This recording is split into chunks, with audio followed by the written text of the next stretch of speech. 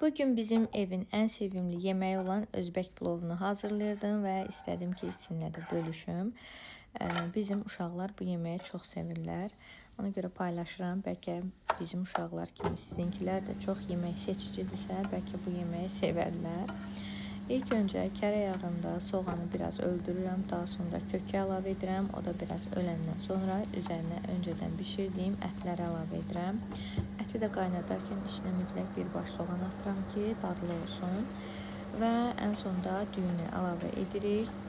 Sonra isə ədviyyatları əlavə edirik. Mən ximeli suneli, sarı kök, duz, bir də ki sonradan ət bulyonu əlavə etmişəm. Çünki mənim ətimi qaynadarkən kəfini yığmağı unutmuşam və kəfi içinə qarışmışdı deyənə ətin suyu çox tünd rəngdə idi. Ona görə də aşı əlavə etmək istəmədim.